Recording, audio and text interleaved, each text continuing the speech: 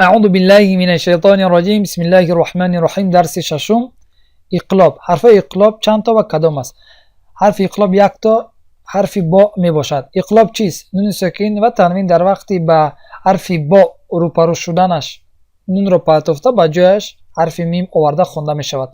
یعنی که بعد از نون ساکن یا تنوین حرف با آمد، ما نون را و همون تنوین را می پرتویم و عوضش حرف میم آورده می خونیم.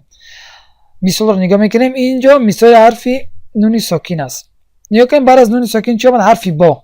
در اینجا ما چیکار میکنیم؟ همین نون رو ما میپرتویم، یعنی نمیخونیم، عوضش همین حرف میم را میاریم و میخونیم. میم بعد، میم بعد.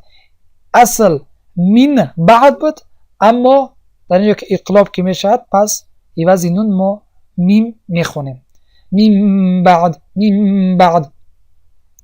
در اینجا نگاه کنین. در اینجا یعنی مثال از تنوین است. تنوین گفته یعنی ده حرکت گفتیم که نون ساکن، یعنی معذرت میخوایم که یعنی ما نون رو که ما نمیبینیم ما میخونیم. نگاه کنین ده حرکت. یکم حرکتش همون مثال ا می باشد یا ای می باشد یا او، اما دوم حرکتش چی می باشد؟ حرف نون می باشد. دوم حرکتش. خب در اینجا نگاه کنید. عوض دوم حرکتش ما حرف میم میخونیم. پس چه می شود؟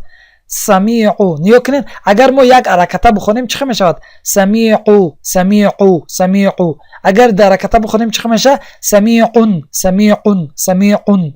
اما در اینجا بعد از همین تنوین چه اومده است؟ حرفی با. پس عوض همون حرکت دومش، یعنی همون نونی که ما نمیبینیم اما میخونیم، ما حرفی میم را میاریم و میخونیم. چه میشد؟ سمیعون بصیر، سمیعون بصیر، سمیعون بصیر. در اینجا مثال نگاه میکنیم از نون ساکن. نگاه کنید نون ساکن است. بعد از نون ساکن چه از حرفی با اومده است. در اینجا واضح حرف میم را در بالای نون ساکن گذاشتن که تا ما نون رو نخونیم، عوضش حرف میم بخونیم. میم بعد، میم بعد. و الان ما برای شما یک مثال دیگه از تنوین نشان میدیم. یا کنین ما گفتیم که مثال دو حرکت، یعنی دو زبر، دو زیر و دو پیش تنوین است. اولش چی است؟ همون حرف ا، ای، او. و دومش یعنی دوم حرکتش چی است؟ حرف نون است. همون نونی است که ما نمیبینیم اما میخونیم. در اینجا نگاه کنین میم بعد از میم چی اومده است؟ حرف با. در اینجا نگاه کنین در اصل یعنی جا میم دو پیش داشت، یعنی علیمون، علیمون. اما در اینجا نگاه کنین یک پیش گذاشتن و عوض دوم پیش چیکار کردن؟ حرف میم رو گذاشتن.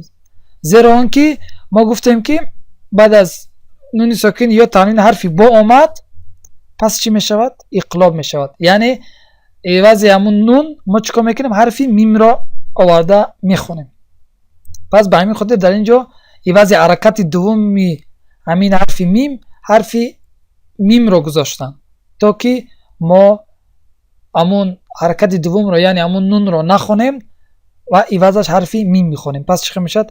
علیمون بیما، علیمون بیما. انشالله امید دارم که درس رو فهمیده باشید. جزاک الله خیرا و بارک الله فیکم. السلام علیکم و رحمت الله و برکاته.